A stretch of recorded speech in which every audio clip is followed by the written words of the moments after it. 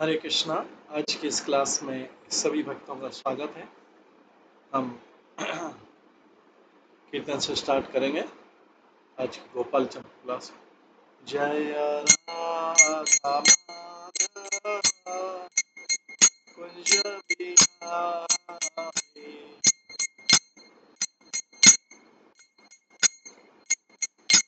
जय गोपी जन वल्लभ गिरिवर धारी, यशोदानंदन व्रज जन यमुना तीरावनचारी,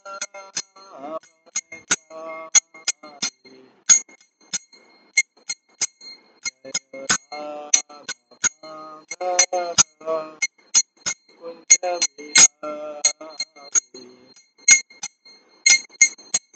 हरे कृष्णा कृष्णा कृष्णा हरे हरे, हरे राम राम हरे हरे, हरे कृष्णा कृष्णा कृष्णा हरे हरे, हरे राम राम हरे हरे,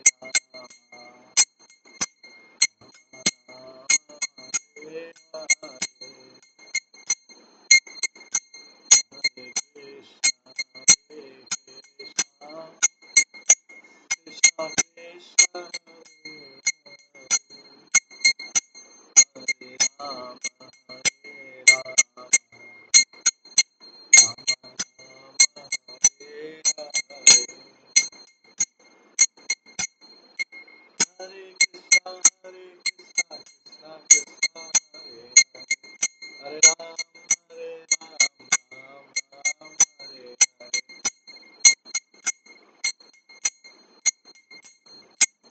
हरे कृष्णा कृष्णा कृष्णा हरे हरे, हरे राम राम राम हरे हरे, हरे कृष्णा कृष्णा कृष्णा हरे हरे, हरे राम राम हरे हरे, जय राधा माधव राधा माधव राधा, जय राधा गोविंद राधा गोविंद राधा, जय जगन्नाथ जय जगन्नाथ, जय बलदेवा जय सुभद्रा, जय गौरनिताय जय गौरनिताय, गौरनिताय जय गौरनिताय, जय जय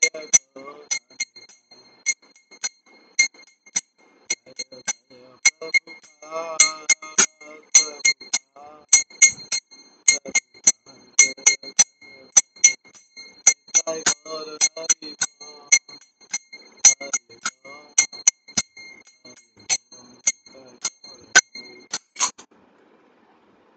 श्री श्री राधा गोविंद देव की जय,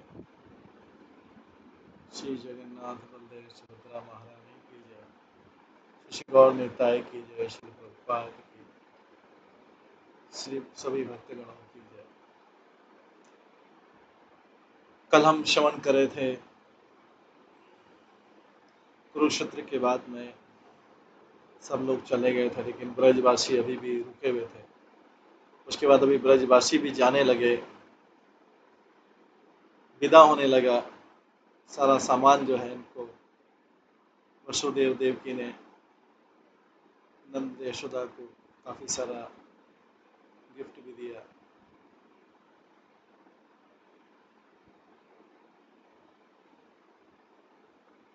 और इस तरीके से बड़े दुखी मन से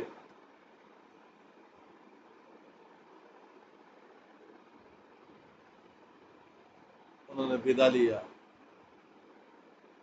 श्री ब्रजराज के ब्रज में जाने वाले मार्ग को याद कर श्री कृष्ण भी ब्रजवासियों की विरह से रहित हो गए। अतः इस प्रकार ब्रजराज की सभा में कथा के परिपूर्ण हो जाने पर श्री राधिका की सभा में होने वाली कथा में श्री नीलकंठ ये बोला कि ये श्री राधिका आदि गोपियां तो वसुदेव जी की भ्रात नंद सुतस्ता व मम वेद स्मैन न भेद क्वचित अर्थात भैया नंद जी, देखो ये श्री कृष्ण तुम्हारा बेटा है कि मेरा बेटा है, इस विषय में कोई भी भेद नहीं है, अतः ब्रज पे भी जा सकता है। इसकी प्रतिज्ञा से परिपूर्ण उस वचन को सुनकर भविष्य में श्री कृष्ण की सेवा रूप प्रयोजन के भाव से भावित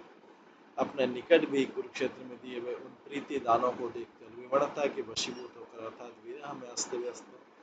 मन उच्चारण करके भाव पुरस्कार को प्रकाशित करने लगा कि स्वयं ब्रज में आने का विलंब करने वाले श्री कृष्ण,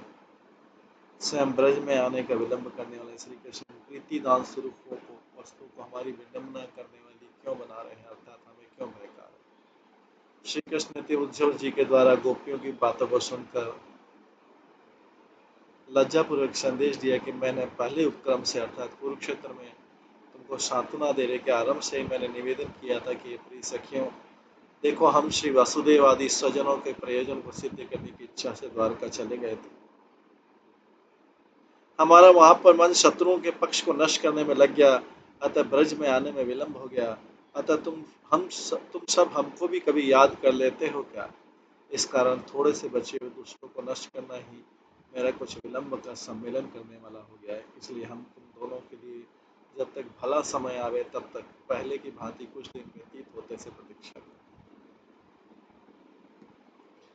पश्चात श्रीमती गोपियों ने तो श्री कृष्ण का ये वाक्य असत्य नहीं है ये मन में धारण कर समानांतर में अर्थात दूसरे समय में मिले हुए श्री कृष्ण से स्पष्ट किया कि हे प्यारे कृष्ण, आपकी वाणियां तो सत्य है, अतः आपकी प्रतिज्ञा कहीं अन्यथा होती है क्या?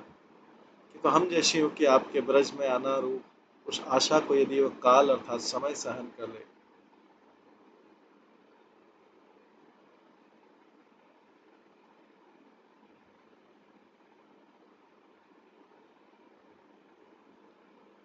कि तो हम जैसी गोपियों के आपके ब्रज में आना रूप उस आशा को यदि काल अर्थात समय सहन कर ले, तब तो आपके आने की प्रतीक्षा कर सकते हैं। अर्थात यदि आपके आगमन तक वो समय हमें जीवित रहने दे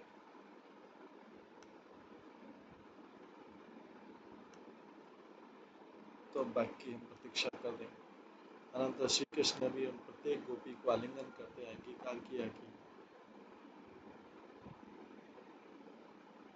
हे प्रिय गोपियों, देखो कालो अस्मि लोकक्षय कृत, इस गीता प्रमाण से काल का पर्याय जो श्री कृष्ण है, जो श्री कृष्ण आप सबके साथ जो बात अंगीकार कर चुका है, तो सब उसी काल रूप श्री कृष्ण व्याप्त अवस्था वाली हो। अतः हमारे ब्रज में आने की अवस्था में दूसरा सामान्य काल समर्थ नहीं है, विश्वास करो।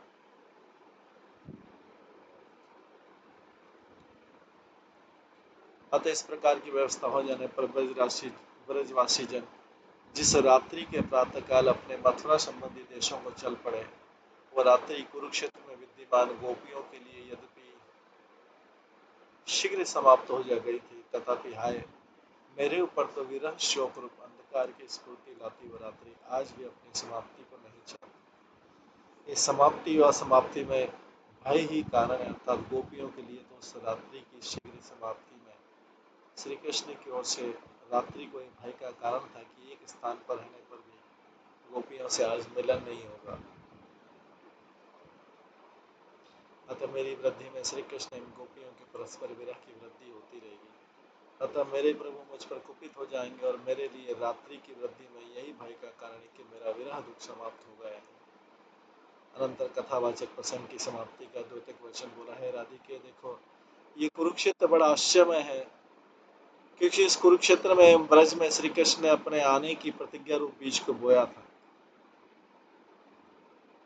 ये बीज कुरुक्षेत्र में अंकुर भाव को प्राप्त होकर वृंदावन में फल को प्राप्त होगा। अर्थात कुरुक्षेत्र में सामान्य मिलन के बाद वृंदावन में श्री कृष्ण के पुनः आने से सदैव के लिए विरह की निवृत्ति रूप फल मिल गया। हे श्रीमती राधिके, तुम सब गोपियां आनंद अनन्य निष्ठा रूप व्रत में तत्पर होकर जिन श्री कृष्ण के लिए उस कुरुक्षेत्र में गई थी,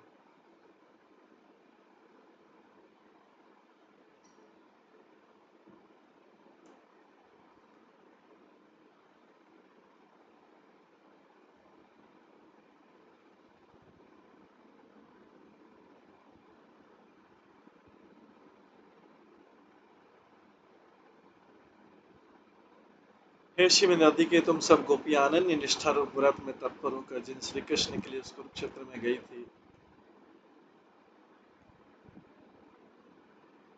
जिन श्री कृष्ण के लिए तुमने अपने निवास स्थान त्याग दिए थे,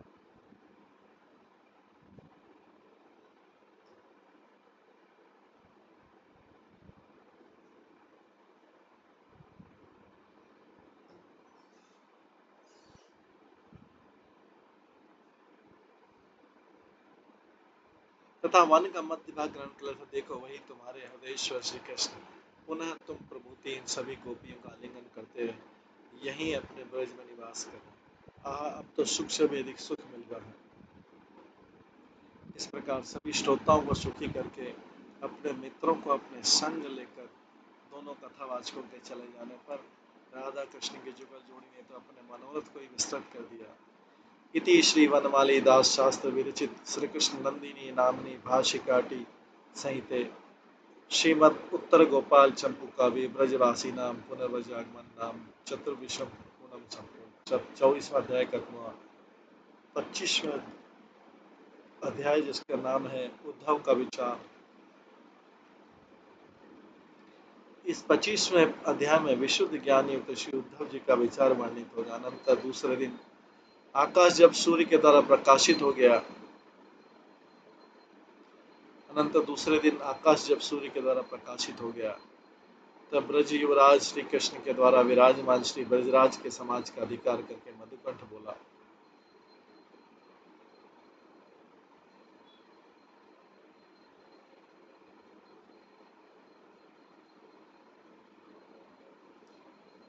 कुरुक्षेत्र की यात्रा के बाद द्वारकाधीश श्री कृष्ण का पुनः द्वारका के महलों में निरंतर रहना हो गया।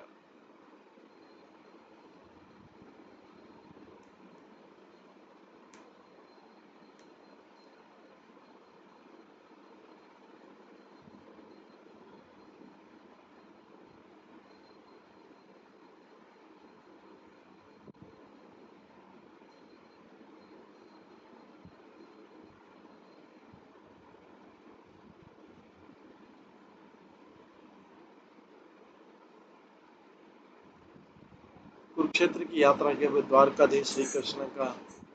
पुनः द्वारका के महल में निरंतर रहना हो गया।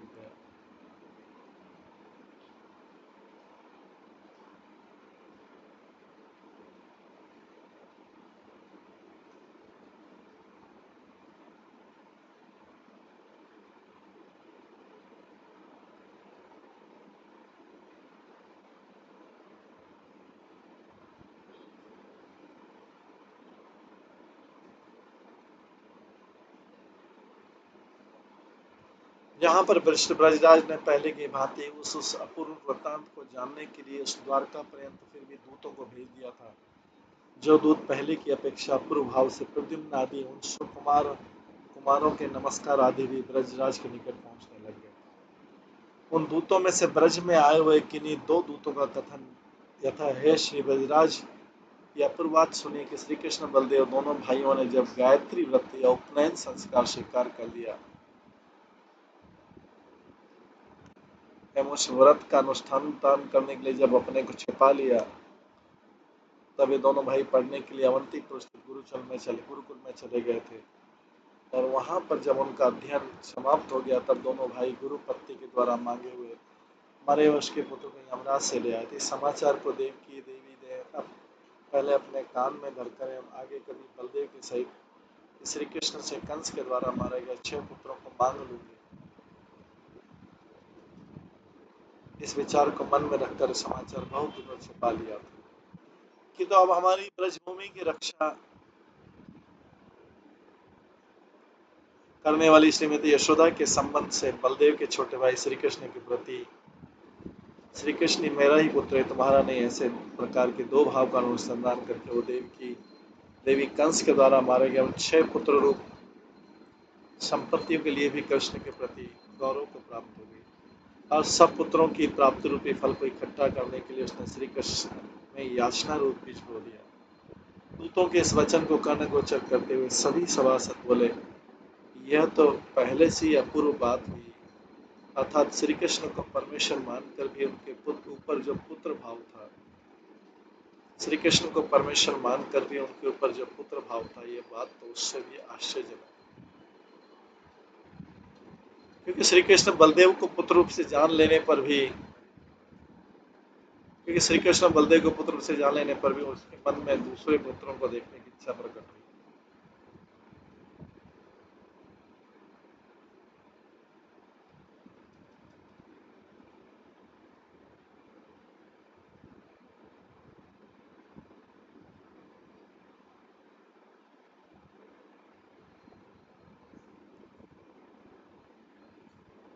दोनों दूत बोले, श्री कृष्ण बलदेव के ऊपर देवकी का जो पुत्र रूप से ज्ञान है,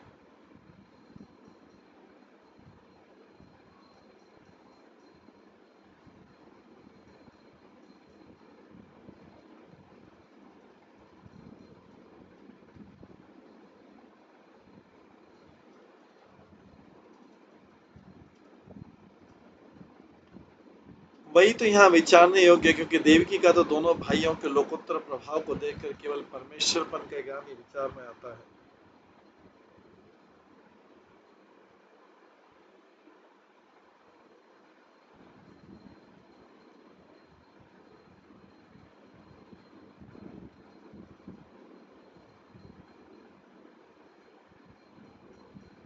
पुनः सभी ब्रजवासी बोले, खांड के बने लड्डू में काली मिर्च जैसे मधुर उसको अच्छी प्रकार पुष्ट करती है,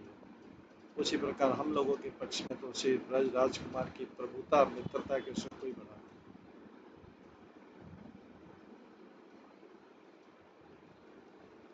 दोनों दूत बोले, लवण की खान में पड़ने से सभी द्रव्य लवण रूप हो जाते हैं।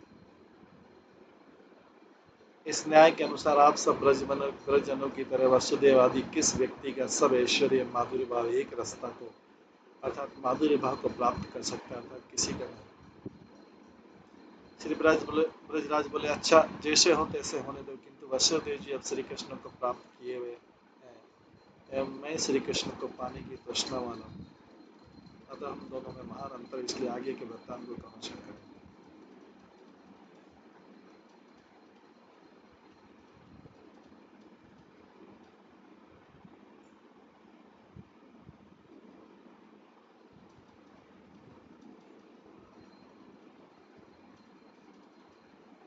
दोनों दूत बोले, एक आश्चर्य और सुनिए। उसके बाद कंस के द्वारा मारे हुए देवकी के बालकों को एकत्रित करने वाले बलि राजा ने सुतल में आए कृष्ण बलदेव की पहले पहले इकट्ठी की हुई परम दिव्य सामग्री के द्वारा अच्छी प्रकार पूजा की। ये दोनों भाई पूजित होकर षडगर्भ नाम से प्रसिद्ध एवं कंस के द्वारा मारे गए देवकी के उन 6 बालकों को लेकर दर्भस्थली में चले आए। और उन दोनों भाइयों ने जिस पाताल में अनेक प्रकार की भेद पूजाएं प्राप्त की थी, उस पाताल को उन्होंने भेद पूजाओं के भवन के रूप से देखा। कि तो वहां पर भी एक अपूर्व बात इस प्रकार है, उसका श्रवण कीजिए। यद्यपि उस सुतल में बलि राजा के भवन में भगवान वामन रूप से साक्षात विराजमान है,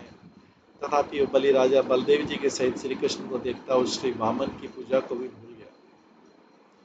यहाँ पर बलि राजा ने अपनी आत्मा के अर्पण करने के स्थान स्वरूप श्री वामन भगवान के रूप को भूलकर श्री कृष्ण बलदेव के लिए समस्त परिकर के सहित पुनः अपने को समर्पण कर दिया।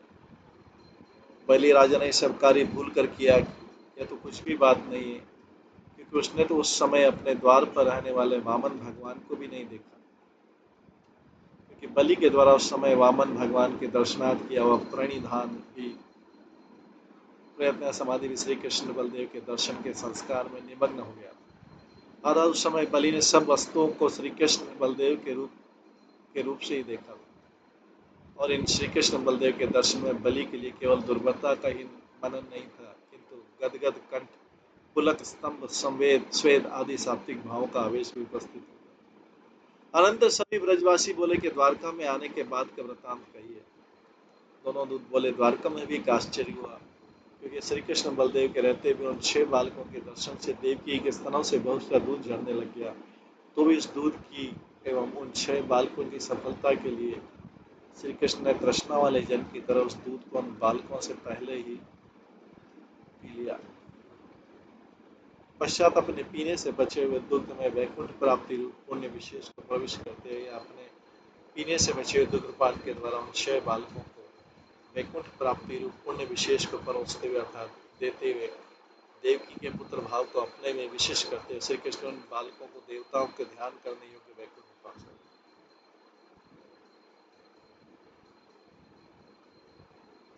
देवकी के इस पुत्र भाव को बढ़ाना भी दिग्दर्शन मात्र ही है,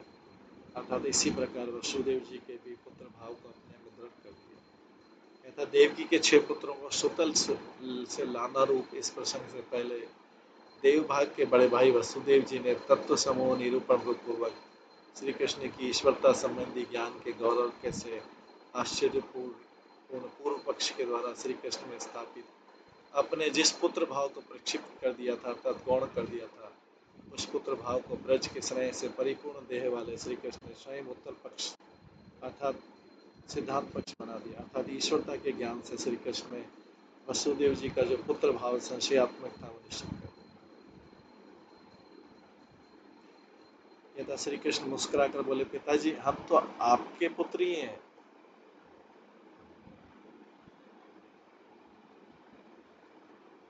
हमें लक्ष्य करके आपने यह तत्व समूह का उपदेश दिया,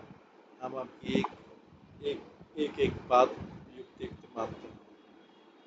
श्री देवकी के वृत्तांत को देखते हुए मुनियों ने तो यह कह दिया कि देवती ने मरे हुए जिन पुत्रों के पाने की कामना की थी, श्री कृष्ण ने उनको ला कर दे दिया एवं किन्हीं पुत्रों के निमित्त निकले हुए देवकी के दुख को भी प्रेम से पी लिया। एवं हर्ष की बात तो है कि उस देवकी के मन में दूसरे मनोरथ को भी प्राप्त कराकर जिन श्री कृष्ण ने पुनः केवल स्वसंबंधी सुख की रक्षा की थी, वे निरपेक्ष नहीं, श्याम विशुद्ध वात्सल नहीं, मन माँ यशोदा को भी त्याग सकते हैं क्या? कदापि।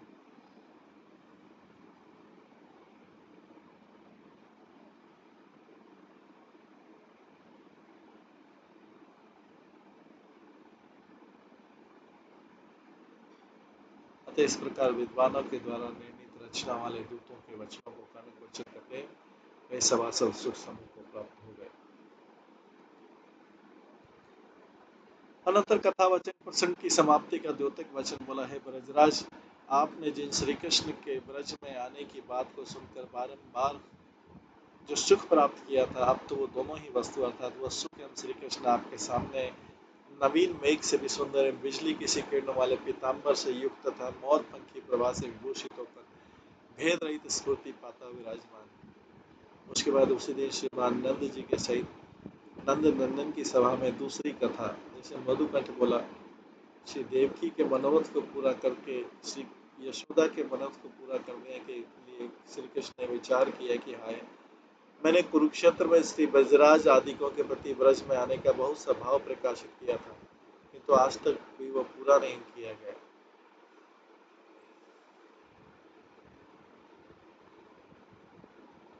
क्योंकि जरासंध, शिशुपाल, शालू, दंतवक्र नामक इंद्र के शत्रु का मंडल आज तक हमारा अतिक्रमण करता विद्यमान है। श्री कृष्ण ने अपने मन में विचार कर ब्राह्म मुहूर्त से लेकर नित्य जिस कार्य का अभ्यास किया था, उस नित्य नियम को भी उस समय भी पूरा कर दिया। श्री कृष्ण के प्रातःकाल उठने आदि कार्यकलाप को श्री ब्रजराज ने उस समय दूतों के मुख से श्रवण किया तथा श्री कृष्ण द्वारका में प्रतिदिन प्रातःकाल उठना, पश्चात आचमन करना,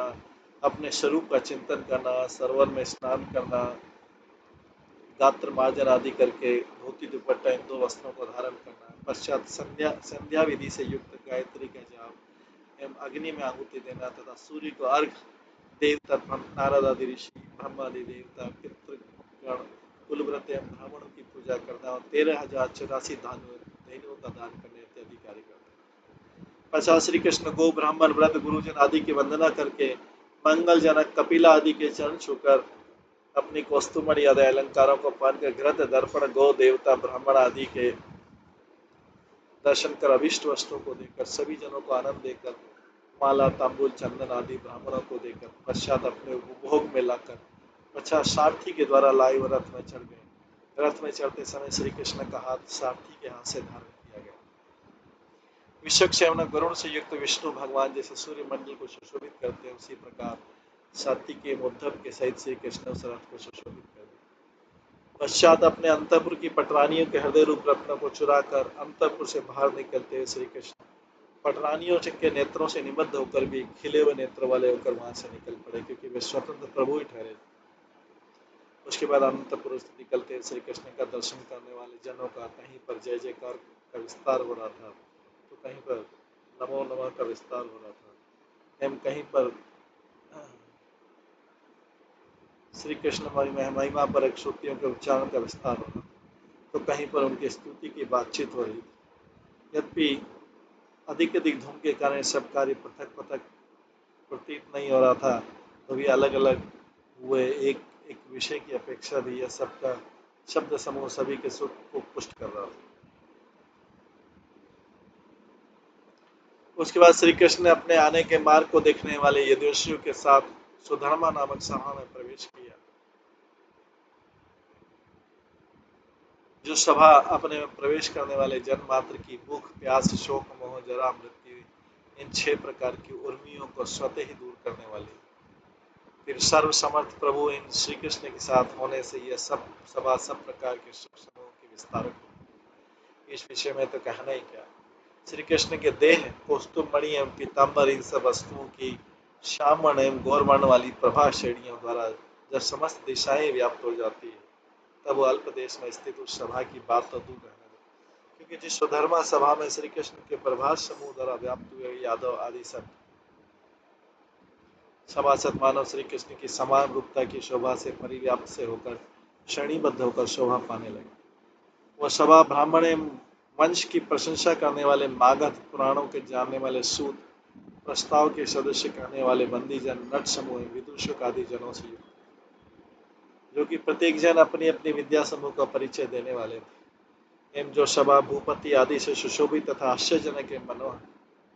उस सुधर्मा सभा में प्रत्येक जन की ओर देखते हुए श्री कृष्ण सभी जनों के द्वारा इस प्रकार प्रतीत होता है कि श्री कृष्ण तो केवल मुझको ही देख रहे हैं, दूसरों को नहीं।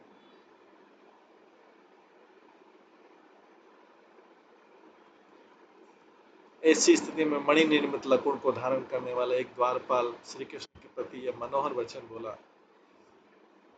हे भगवान, कठोरता से रहित एवं शोभा रहित मुख के भाव से युक्त होकर एक पुरुष सभा के द्वार पर विद्यमान है। श्री कृष्ण बोले, उसको लिवा लाओ। उसके बाद उस द्वारपाल के द्वारा लाया गया अत्यंत विनम्र वो पुरुष आश्चर्यपूर्वक देखने लगा। यह था समुद्र की सी प्रभाव वाला ये महापुरुष आध्यात्मिक, आदि दैविक, आदि भौतिक इन तीनों तापों को विनष्ट करने के लिए विराजमान प्रतीत हो रहा है, क्योंकि उस महापुरुष की उदित हुई कीर्ति रूप चंद्रमा की कांति से समस्त भूतल शीतल प्रतीत हो रहा है। उसके बाद सभी अंगों को नवाकर श्री कृष्ण को साक्षात प्रणाम करके अपने को कृतकृत्य मानने वाला पुण्यात्मा पुरुष स्वेच्छापूर्वक आगे चले जाइए, इस प्रकार के कथन से कुछ आगे की ओर होकर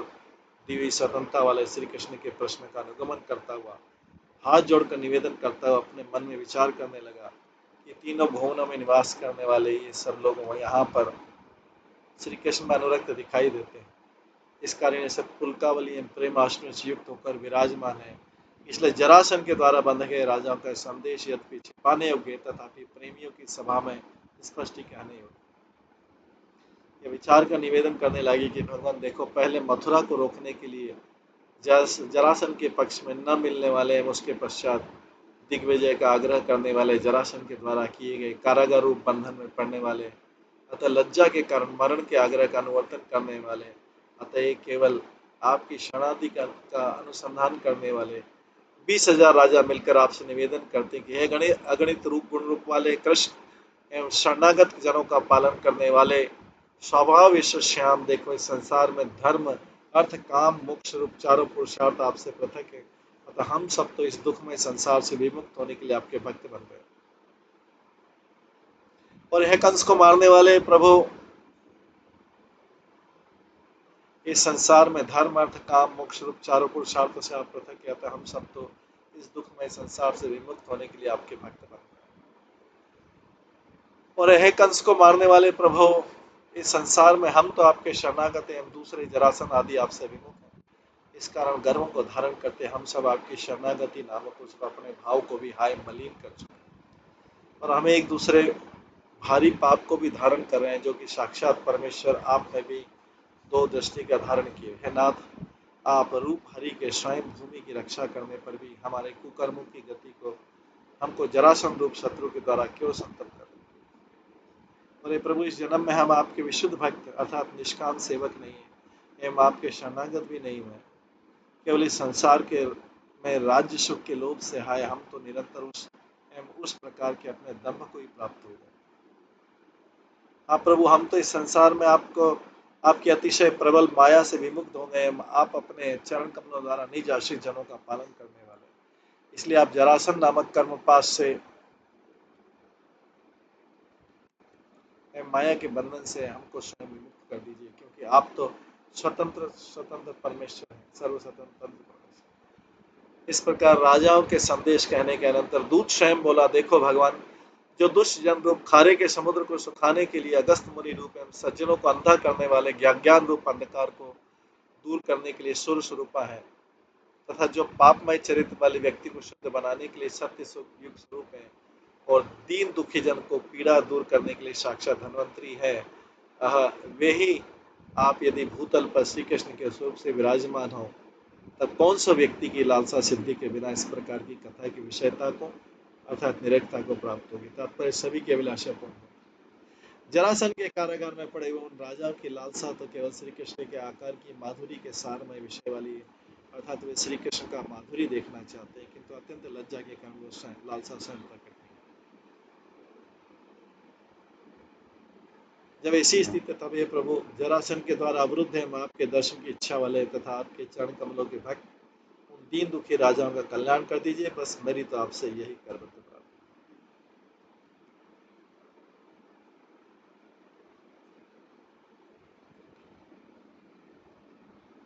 केवल मैं ही ऐसा कहता हूँ, सो बात नहीं, क्योंकि सभी राजा ही बीच बीच में आपस में प्रेमाश्रु एवं कंपन रूप संपत्ति को धारण कर निवेदन करते रहते हैं कि देखो भाइयों, जिन श्री कृष्ण के द्वारा पापिनी पूतना भी दिव्य सुगंधी वाली हो गई एवं उसका दूध एवं दावानल तथा कालीहरत आदि वस्तु भी शुद्ध अमृत के समान हो गई, और जिनके द्वारा किए गए वंशी आदि के शब्द से वृक्ष पर्वतों की श्रेणी भी आद्र तथा स्निग्ध हो जाती थी, तथा कुब्जा भी लक्ष्मी के समान कोमल हो गई, एवं यदुवंशियों का वृद्ध समूह भी जिनके दर्शन से युवावस्था सुंदर हो गया, उन श्री कृष्ण के सुगंधित आदि सुंदर सुंदर गुण हमारे चित्त को बारंबार आकर्षित कर।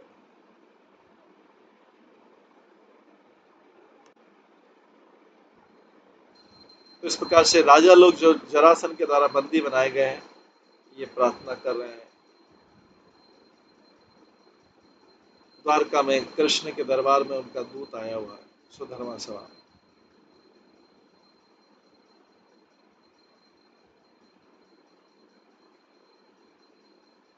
इसके बाद जो प्रसंग है द्वारका में, वो हम कल की क्लास में श्रवण करेंगे। आज की क्लास में यहीं पे विराम देते हैं। सभी भक्तों का बहुत बहुत धन्यवाद। सब भक्तों के लिए एक बार हरे कृष्ण महामंत्र का जप करते हैं। हरे कृष्णा कृष्णा कृष्णा हरे हरे, हरे राम राम राम। शिव गोपाल चंपू ग्रंथ की जय। शिल जीव गोस्वामी की जय। शिल प्रभुपाद की जय। सभी भक्तगणों की जय। हरे कृष्णा कृष्णा कृष्णा हरे हरे, हरे राम